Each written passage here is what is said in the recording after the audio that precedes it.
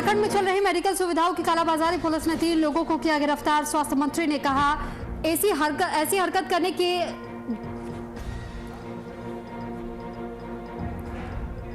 हफीजुल हसन ने ली विधानसभा के सदस्यता की शपथ। विधानसभा अध्यक्ष ने दिलाई शपथ। हफीजुल हसन जल्द करेंगे अपने विभाग की समीक्षा।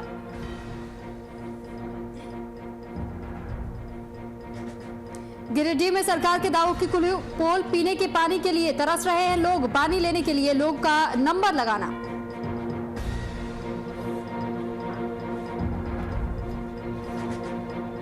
बालूमाथ पुलिस को हाथ लगी बड़ी सफलता। पुलिस ने एक चोर को किया गिरफ्तार आरोपी के कब्जे से। नमस्कार, आप देख रहे हैं वीआईपी न्यूज, आपके साथ मैं हूं सुरभि तिवारी।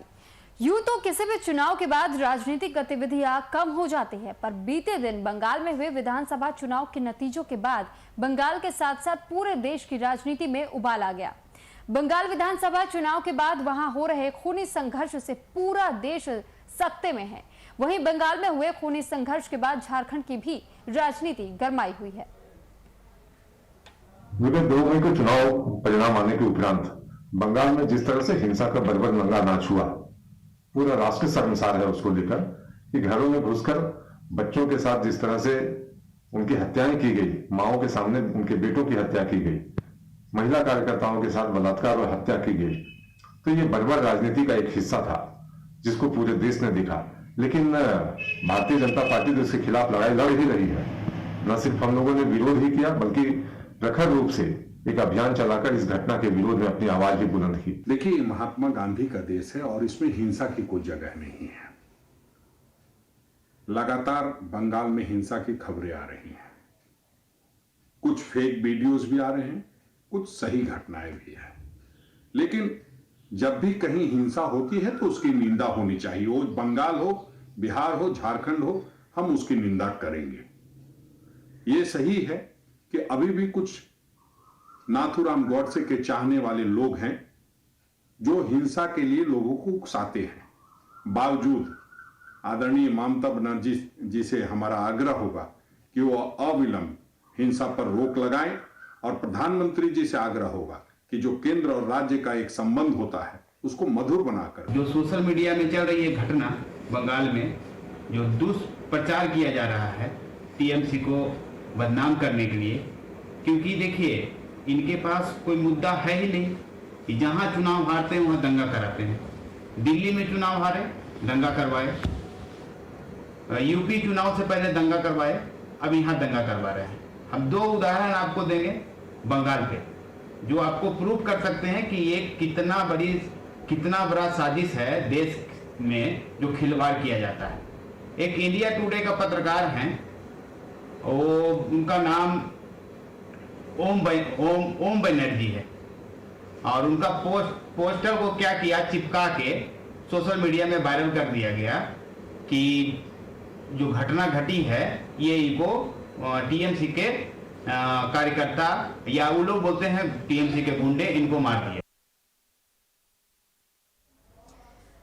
तो 2 मई को बंगाल चुनाव की मतगणना हुई और इसमें यह फैसला हुआ जिस तरीके से रिजल्ट सामने आए, और ये तस्वीरें सामने आई कि एक बार फिर से तीसरी बार ममता बनर्जी को पश्चिम बंगाल की कमान संभालने की जिम्मेदारी दी गई। लेकिन वहीं 2 मई के परिणाम आने के बाद ही बंगाल में हिंसा भी देखी गई, खूनी संघर्ष भी देखा गया। अब सवाल ये उठ रहा है, टीएमसी कह रही है कि बीजेपी ने खुद ही अपने क्षेत्र में, चुनावी क्षेत्र में ये दंगे करवाए हैं, तो वहीं बीजेपी का यह आरोप है कि टीएमसी के गुंडों ने उनके कई कार्यकर्ताओं की हत्या कर दी है। और अब तक की जिस तरीके की खबरें सामने आई कि 16 लोगों की मौत की पुष्टि हुई है, वहीं टीएमसी का यह कहना है कि हमारे भी 10 से 12 लोगों की जानें गई हैं। वहीं इस बीच कई ऐसी खबरें भी सामने आई, सोशल मीडिया पर भी ऐसे कई वीडियोस वायरल हुए, कई पोस्ट वायरल हुए कि पश्चिम बंगाल में हिंसा के दौरान कई महिलाओं के साथ गैंगरेप भी किया गया। लेकिन उसका खंडन करते हुए खुद पुलिस अधीक्षक ने इस बात की जानकारी दी कि इस प्रकार की कोई घटना नहीं घटी, और जिस महिला का नाम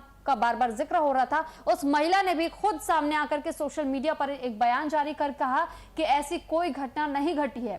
यानी कि इस प्रकार की खबरें भी फैलाई गई। लेकिन अब ये पूरी गुत्थी उलझी हुई है कि आखिर इसे सुलझाया कैसे जाए, किसने हिंसा करवाए, किसने दंगे भड़काए।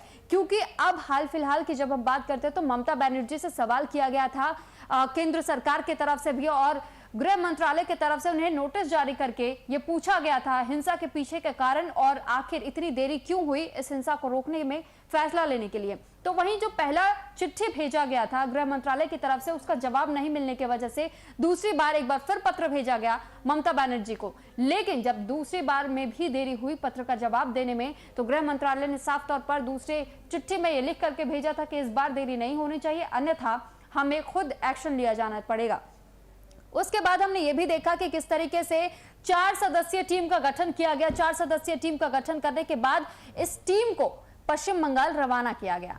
पश्चिम बंगाल के जो 24 परगना की बात करते हैं या साउथ 24 परगना की जब हम बात करते हैं, तो यहां पर इन टीम को रवाना करके ये कहा गया कि जो हिंसा वाली जगह थी वहां का जायजा लिया जाए। उन्हें 2 हफ्ते का वक्त दिया गया। 2 हफ्ते में ही उन्हें जांच रिपोर्ट तैयार करके गृह मंत्रालय में सौंपने को कहा गया। अब देखना यह होगा कि क्या 2 हफ्ते में ये पूरी फाइल तैयार हो पाती है, क्या सच सामने आ पाएगा। ये ऐसे कई तमाम सवाल खड़े होते हैं जहन में, क्योंकि जिस तरीके से दोनों ही पार्टियों की तरफ से, पक्ष हो या विपक्ष, दोनों ही पार्टियां एक दूसरे पर आरोप प्रत्यारोप लगा रही है। वहीं इस बीच में जहां एक और जांच कमेटी की टीम जो है वो पश्चिम बंगाल का दौरा कर रही है, इस पर जांच अभी बिठाई जा रही है, लगातार जांच पड़ताल की जा रही है, फाइल तैयार की जा रही है। तो वहीं दूसरी ओर ममता बनर्जी ने यह फैसला सुना दिया कि जिन परिवार वालों ने अपने परिवार के लोगों को खोया है, जिनके लोग घायल हुए हैं, उन्हें 2-2 लाख मुआवजे का ऐलान पश्चिम बंगाल में ममता बनर्जी की सरकार ने कर दिया, चाहे वो बीजेपी से हो या फिर टीएमसी से। तमाम उन परिवारों को 2-2 लाख का मुआवजा देने की बात ममता बनर्जी ने कही है। लेकिन सवाल यह उठता है कि क्या 2 लाख का मुआवजा देने से क्या उनके पूरे परिवार का पालन पोषण भरपूर तरीके से हो पाएगा, और क्या उस हिंसा में जिन लोगों ने जानें गंवाई हैं, क्या इसकी जिम्मेदारी कोई भी पार्टी लेगी।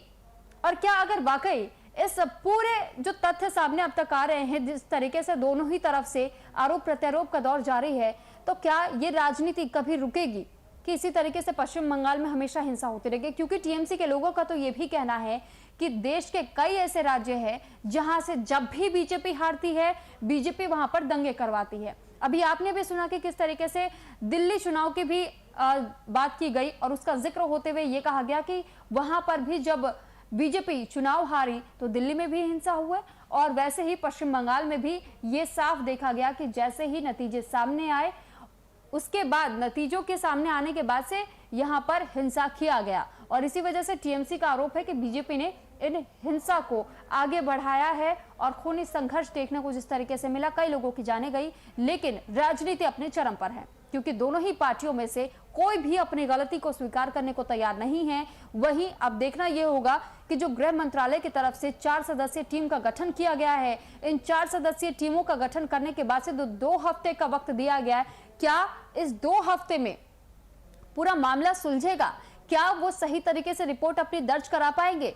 क्योंकि हमने जैसा कि आपको बताया कि इससे पहले कई ऐसी खबरें भी सामने आई थी और कई तस्वीरें सामने आई जो कि सोशल मीडिया पर लगातार वायरल की गई कि कई महिलाओं के साथ में गैंग रेप हुआ और कई परिवारों के सदस्यों को मारा गया।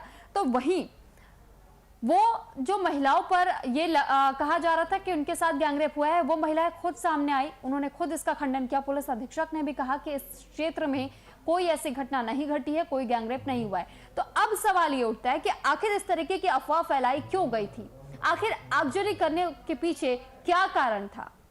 क्योंकि एक तरफ जहां पर बीजेपी ये कह रही है कि नंदीग्राम से जैसे ही ममता बनर्जी हारी वो बौखला गई और उसी बौखलाहट में उन्होंने आग के हवाले कर दिया बीजेपी दफ्तर को, बीजेपी कार्यालय में तोड़फोड़ किया गया और बीजेपी के जो महिला कार्यकर्ता थी उनके साथ भी बदसलूकी की गई।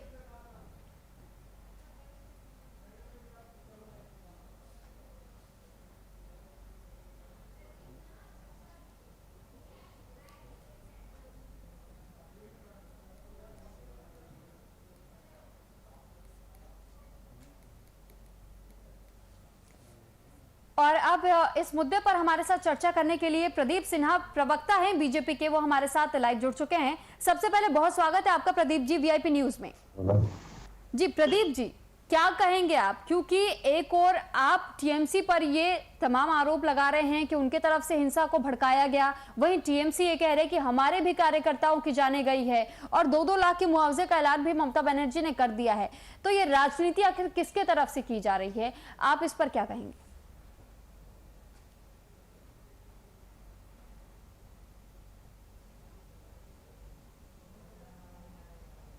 प्रदीप जी, क्या आपको मेरी आवाज मिल रही है?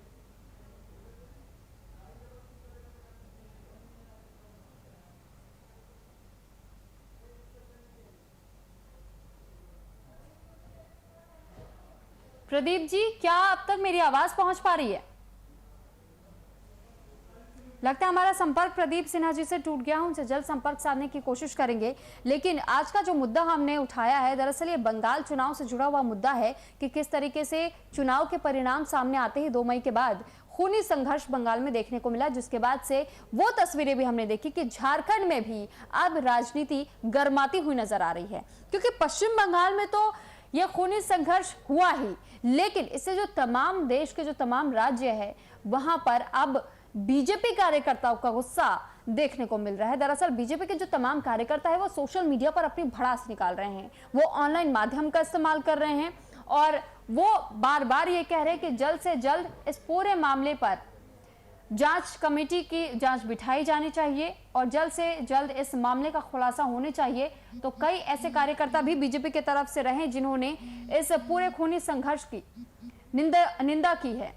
तो अब ऐसे में सवाल ये उठता है कि झारखंड तक अब ये खबर पहुंच गई है और यहाँ पर भी राजनीति जिस तरीके से गरमा रही है, तो अब देखना ये होगा कि आखिर कितना लंबा समय लगता है इस गुत्थी को सुलझाने में, क्योंकि ये गुत्थी दिन पर दिन उलझती ही चली जा रही है। अब जिस तरीके से टीएमसी की हम जब बात करते हैं तो 10 साल से सत्ता में काबिज टीएमसी, लेकिन हर बार ऐसा देखने को मिलता है, हर बार ऐसी शिकायतें सामने आती है जब बंगाल में इस तरीके की हिंसा होती है। एक बार फिर से प्रदीप सिन्हा जी, प्रवक्ता बीजेपी से हमारे साथ जुड़ चुके हैं। प्रदीप जी, पहला सवाल यही कि पश्चिम बंगाल में जिस तरीके से हिंसा हुई है और इस हिंसा में टीएमसी का कहना है कि बीजेपी के लोगों ने खुद ही अपने कार्यालय में तोड़फोड़ की, आगजनी की, और वहीं बीजेपी का यह कहना है कि टीएमसी के गुंडों ने इस पूरी घटना को अंजाम दिया है। तो ये आखिर राजनीति कर कौन रहा है? आप लोगों की तरफ से ऐसा क्यों कहा जा रहा है कि टीएमसी के गुंडों ने इस तरीके की घटना को अंजाम दिया? देखिए, कितना हास्यास्पद है कि टीएमसी की ओर से इस तरह के बयान आ रहे हैं कि बीजेपी ने खुद अपने कार्यालय में आग लगा ली। आप ही सोचिए कि कोई व्यक्ति अपने घर में लूटपाट करेगा, कोई व्यक्ति अपने घर के सामानों को आग लगा देगा, कोई व्यक्ति अपने कार्यकर्ता के साथ बलात्कार और हत्या करेगा। इस तरह की ओछी राजनीति भारतीय जनता पार्टी नहीं करती है और एक लंबे समय से तृणमूल कांग्रेस का इतिहास रहा है जिस तरह से हिंसा की राजनीति पर उनका भरोसा रहा है और जिस तरह से उन्होंने घटनाओं को अंजाम दिया है। शक की सुई निश्चित रूप से तृणमूल कांग्रेस के कार्यकर्ताओं पर है। चाहे पंचायत चुनाव का मामला आप देखिए, पंचायत चुनाव के दौरान क्या कुछ हुआ, यहाँ तक कि कोर्ट को इंटरवीन करना पड़ा नॉमिनेशन फाइल करने के लिए। नॉमिनेशन तक फाइल नहीं करने दिया जा रहा था लोगों को। और इस बार चुनाव परिणाम आने के बाद हिंसाएं हुई है।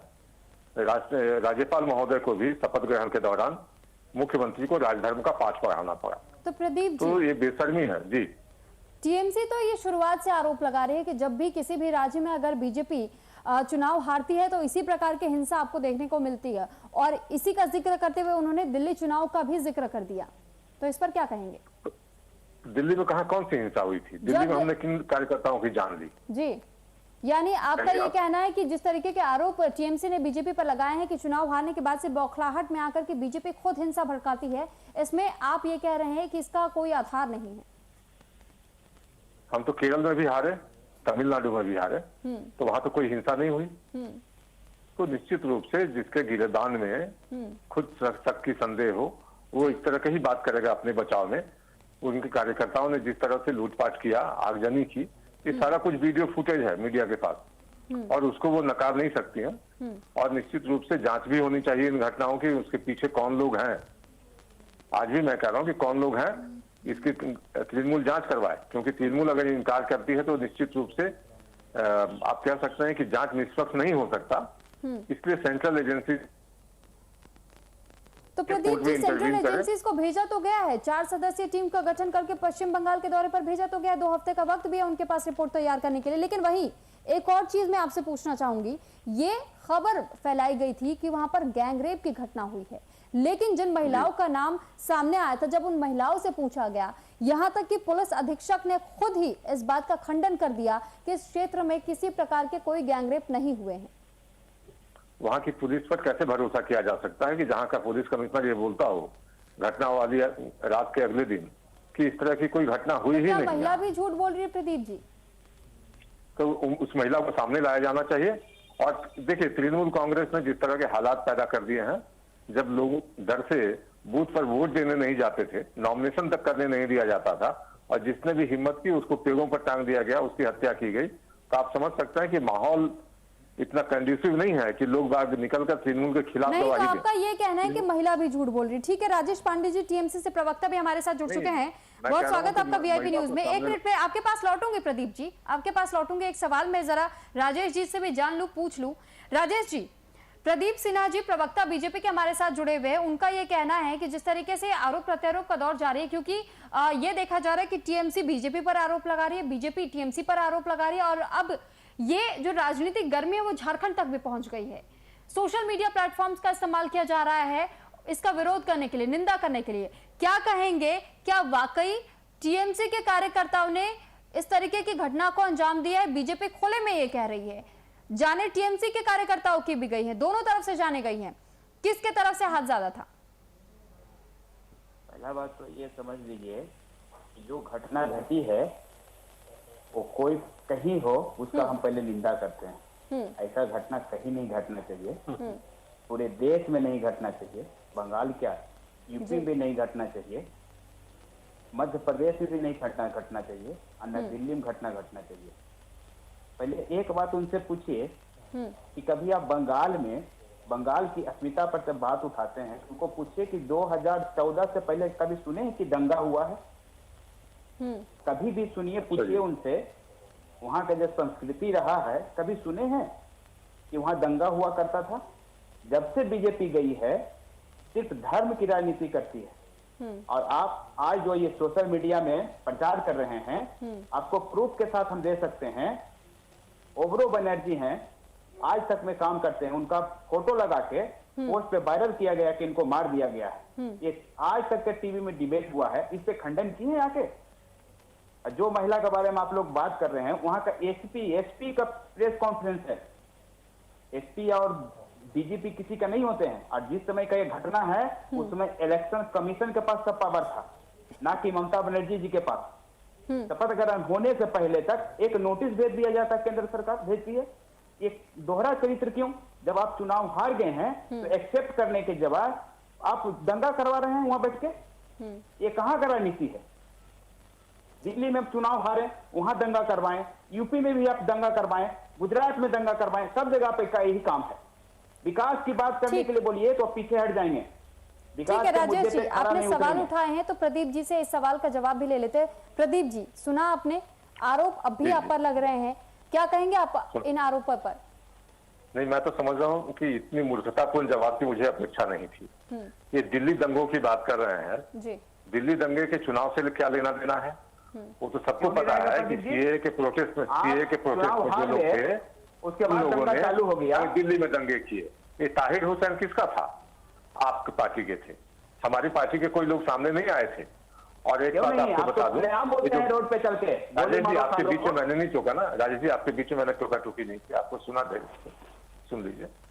आपने जो कहा ना कि हमारे सभी कार्यकर्ता मारे गए हैं, तो एक बात समझ लीजिए, जब आप किसी के घर में अटैक करने जाएंगे तो आत्मरक्षा, उसको अपनी जान की रक्षा करने का अधिकार है, वो भी प्रतिहिंसा करेगा, वो भी मारेगा आपको। ये नहीं समझिए कि भारतीय जनता पार्टी के कार्यकर्ता सिर्फ पिटने के लिए वहां बैठे हैं। अगर आप उनके घर पर जाएंगे, अटैक करेंगे, उनकी महिलाओं के साथ बदसलूकी करेंगे, तो आपको भी उतना ही माकूल जवाब दिया जाएगा। इस बात को आप स्पष्ट समझ लीजिए। अब अब्रो बनर्जी की बात आपने जो कही कि आज तक पर डिबेट हुआ था, क्या इन लोगों ने जवाब दिया? मैं इसलिए कह रहा हूं कि आपको जानकारी अगर नहीं हो तो रटी रटाई हुई बातों को यहां आकर ना बोलें। आपने देखा होगा कि उस दिन हमारे राष्ट्रीय प्रवक्ता चैनल पर बैठे हुए थे, और अब्रो बनर्जी का प्रकरण जो हुआ था, जो सोशल मीडिया पर उनकी तस्वीर लगाई गई थी, उसके ठीक तुरंत बाद जब एक गलती का एहसास हुआ कि अब्रो बनर्जी का फोटो लग गया है, और जो मोइत्रा जो थे उनकी जो हत्या हुई थी जिसको लेकर उन्होंने लेख लिखा था, तो तुरंत उसकी तस्वीर लगाई गई और एब्रो बनर्जी की तस्वीर हटा दी गई। अब जहां तक प्रश्न है, लेकिन सवाल तो ये है ना प्रदीप जी की इस तरीके के फिर इस तरीके से बीजेपी की आईटी सेल काम ही क्यों करती है? ऐसे अफवाहों के तहत ऐसे तस्वीरों को वायरल क्यों किया जाता है? नहीं, अफवाहों के तहत नहीं, आप ये समझिए कि कभी कभी जब माहौल इतना तनावपूर्ण हो, कार्यकर्ता मारे जा रहे हो, जान पर खतरा हो, पलायन हुआ असम में, ये भी आपने देखा होगा, कई परिवार छोड़कर चले गए। तो इसका मतलब ये है कि आप बिना जांच पड़ताल किया आप किसी के भी तस्वीर पर माला चढ़ा देंगे? कोई दूसरा कोई नहीं है उसमें भी। तुरंत हमने उस गलती को सुधारा भी, इस बात को समझिए, गलती को तुरंत सुधारा। पत्रकार है, मैं मान रहा हूँ भैया, मैं मान रहा हूँ, क्या गारंटी है पत्रकार है, लेकिन उस गलती को हमने तुरंत सुधारा भी। प्रोपेगेंडा नहीं चला रहा होगा टीवी पे? आप बताइए जरा, आप जब का प्रूफ मिल गया तो आप तो बोल रहे हैं कि नहीं ये गलती हो गया, ये कर किए जा रहे हैं, मुझे जवाब ये बात बताइए कि ऐसे सवाल मुझसे किया जा रहा है, मुझे जवाब देने दीजिए। अभी अगर आप इस तरह से टोका-टोकी करेंगे तो फिर मैं आपके बीच में बोलता रहूंगा। ठीक है राजेश जी, बात सुन लीजिए, राजेश जी बात सुन लीजिए, फिर सवाल भी कर लीजिएगा। जी प्रदीप जी, इस तरह से टोका-टोकी ना हो, मैं भी बारी का इंतजार कर रहा हूँ। जहां तक प्रश्न है कि एब्रो बनर्जी को जो फोटो लगाए गए थे, जैसे ही गलती का एहसास हुआ हमने वो फोटो डिलीट किया और जो असली व्यक्ति जिसकी हत्या की गई थी उसकी तस्वीर लगाई। ये मानवीय भूल हो सकती है, लेकिन जानबूझ के किया गया नहीं था, नहीं तो हम अपने स्टैंड पर कायम रहने के लिए उस तस्वीर को नहीं हटाते। ठीक है, अब राजेश जी, प्रदीप जी ने तो ये बयान जारी किया कि हमें गलती का एहसास हुआ तो हमने तस्वीरें हटाई, लेकिन सवाल यह है कि इससे पहले भी बीजेपी का आईटी सेल इसी तरीके से काम करता रहा है। ऐसी और भी फर्जी तस्वीरें वायरल हुई हैं और वो लोग खुद सामने आकर के कहते हैं कि हमें तो पता भी नहीं था कि हमारी तस्वीर का इस्तेमाल किस प्रकार से किया गया है। क्या ये तरीका है राजनीति करने का? एक दो उदाहरण दे दीजिएगा। उदाहरण मैं आपको, जी बिल्कुल मैं आपको उदाहरण देती हूँ, मैं बेफजूल की बातें नहीं करती, मैं आपको उदाहरण के साथ मैं बता रही हूँ। किसान आंदोलन के वक्त में एक किसान की तस्वीर छापी गई थी और यह कहा गया था कि किसानों को जिस तरीके से अभी जो कई योजनाएं हैं, योजनाओं के तहत में इन्हें फायदा पहुंचा है, वो महिला खुद सामने आकर के कहती है कि मुझे कुछ भी सरकार की तरफ से नहीं मिला, मुझे तो इस बात का ज्ञात तक नहीं था कि मेरी तस्वीर किसी अखबार में छपी हुई है। उसके बाद एक और लड़का जो कि पग पहना हुआ था और सिख समुदाय से जोड़ करके उसे सामने रखा गया था कि ये सिखों के खुद खिलाफ है, ये खुद इस चीज को सामने रख रहा है कि वो खालिस्तानी है और वो किसान आंदोलन से जुड़ा हुआ नहीं है, वो तो खुद इस बिल की तारीफ कर रहा है। ये दूसरी तस्वीर थी। तीसरी तस्वीर पश्चिम बंगाल की हिंसा में आपने खुद कबूल ली है। चौथी तस्वीर भी मैं आपको बता दूं, इससे पहले भी यूपी में भी कई ऐसी योजनाएं थी जिसमें कई महिलाओं की तस्वीरें छपी थी, लेकिन वो सारी महिलाओं ने कहा था कि हमारे तक तो ये जमीनी स्तर पर तो हम तक ये फायदे पहुंचे ही नहीं है। और एग्जाम्पल दूं मैं आपको, जवाब मैं दूं या राजेश जी देंगे, ये बताइए। जी बिल्कुल, आप ही दीजिए। मैं दूं ना? जी बिल्कुल। अब आपको बताता हूं, बांग्लादेश की एक तस्वीर यूएन में ले जाकर दी गई थी। किसने दिया था? कि भारत में इतनी हिंसा हो रही है कि लड़कियों की जान भी सुरक्षित नहीं है। उन लोगों ने फिर माफी मांगी। तो ये जो फेक आप आरोप लगा रहे हैं कि जाली हम लोगों ने फोटो लगाया, इस तरह की कोई मंशा भारतीय जनता पार्टी की नहीं रहती है। और निश्चित रूप से आपने वो वीडियो देखा होगा, चुनाव के दौरान जब ममता बनर्जी अपने लोगों को संबोधित कर रही थी तो उन्होंने किस तरह से व्यंग्यात्मक लहजे में कहा था कि ये सेंट्रल फोर्सेस जो हैं चुनाव के बाद चली जाएंगे और ये लोग हाथ जोड़ के कहेंगे कि उनको 10 दिन रहने दो और दिन रहने दो। और उसके बाद बंगला में उन्होंने कहा था कि तारपोरे तारपोरे, इसका अर्थ ऐसा नहीं है कि हम हिंदी भाषी लोग नहीं समझते हैं। वो धमकी दे रही थी और उनके कार्यकर्ताओं ने उनके धमकी को सरजमीन पर उतारा। तो ममता बनर्जी को अपने गिरेबान में झांकने की आवश्यकता है कि ठीक है, अभी मान लीजिए आप आरोप लगा रहे हैं कि इस चुनाव में भारतीय जनता पार्टी का स्टेटमेंट बताएंगे जरा, तो इसी पर सवाल मैं राजेश जी से भी फिर करूंगी। प्रदीप जी मेरा बात को आप सुनिएगा। जी मैं बता रहा हूँ ना, मैं बता रहा हूँ चुनाव आयोग कि ममता बनर्जी ने जिस तरह से चुनावों के दौरान सरेआम धमकी दी कार्यकर्ताओं को कि आपको कोई नहीं बचाएगा, चुनाव जीतेंगे हम, आपको यही रहना है, उसके बाद हम देखेंगे, क्या ये धमकी भरे शब्द नहीं थे? ठीक है राजेश जी, क्या कहेंगे इस पर? प्रदीप जी आप एक बात को समझिएगा, चुनाव आयोग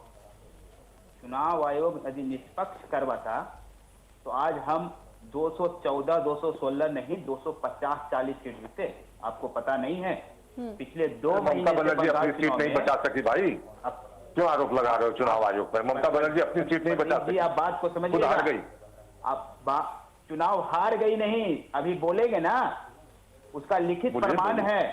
रिटर्निंग ऑफिसर किसी को भी पावर है, चुनाव जब हारता है ना उसको पावर होता है रिकाउंटिंग करवाने के लिए। वो मेरे पास भी प्रूफ है, रिटर्निंग ऑफिसर रिकाउंटिंग नहीं कराया। प्रदीप जी ये षड्यंत्र था, आपको जब खुलासा करेगा। नहीं देखिए राजेश जी, रिकाउंटिंग के लिए बात तो उन्होंने की थी, वो बात अलग है कि अगर किसी तरीके से उन्होंने अपनी बातों को पीछे ले लिया हो और उसके बाद से वो अपनी हार को स्वीकार कर ली हो, लेकिन ये उस जिद पर भी उन्हें बैठा हुआ देखा गया था। अब इस पे भी मेरी दीदी जो बोली हैं, ममता दीदी बोली हैं कि हम इसको सुप्रीम कोर्ट लेके जाएंगे, ये तो प्रूफ होगा। आप समय का इंतजार कीजिए, जो जो आप लोग बंगाल में कारनामा किए ना पिछले 3-4 महीने में, वो सबका खुलासा होगा। क्योंकि आपके पास जमीन खिसक गया पैर तले, आपके पास कहीं जमीन नहीं है। यूपी चुनाव हार गए, पंचायत चुनाव बुरी तरह, आप प्रयागराज अयोध्या कहीं नहीं है। पंचायत चुनाव में लोगों ने आपके राज्य की तरह लोगों को फांसी पर नहीं लटकाया, नॉमिनेशन करने से नहीं रोका आपके राज्य की तरह, लोगों को धमकाया नहीं, रिपोर्ट में लोगों को पर्चा नहीं भरने दिया। रेप घटना घटती है और उसको लहास जलाने में आपके कैंडिडेट कैसे? आप यूपी की बात करते हैं, यूपी में लहास गिना हुआ पार नहीं लग रहा। मैं बंगाल की बात कर रहा हूँ। बंगाल में आपके 50% कैंडिडेट जो है अनअपोज जीते, कैसे जीते? दूसरे दलों के किसी को नॉमिनेशन नहीं करने दिया आपने, और जिन लोगों ने भी हिम्मत की उसके साथ मार पिटाई की, उनकी फांसी पर लटका दिया, पेड़ों पर लटका दिया। रिटर्निंग ऑफिसर का काम होता है, आम पब्लिक का काम नहीं है। और आप जहां जहां गए ना वहां जय श्री राम ये बोल के सिर्फ चलिए ठीक है, सब संभाई। ठीक है प्रदीप जी और राजेश जी, आप दोनों का बहुत धन्यवाद वीआईपी न्यूज पर जुड़ने के लिए और अपनी अपनी बात को इस चर्चा में रखने के लिए। तो देखा आपने कि किस तरीके से जब पश्चिम बंगाल के खूनी संघर्ष को लेकर के जब चर्चा की जाती है तो हर बार यही देखने को मिलता है कि टीएमसी और बीजेपी एक दूसरे पर आरोप और प्रत्यारोप लगाते हैं। अब सच क्या है, ये तो जो 4 सदस्यीय टीम का गठन किया गया है वही इस बात की, इस गुत्थी की जो गुत्थी उलझी हुई है उसे सुलझा पाएंगे। फिलहाल इस चर्चा में आज के लिए इतना ही। आप बने रहिए वीआईपी न्यूज के साथ। नमस्कार।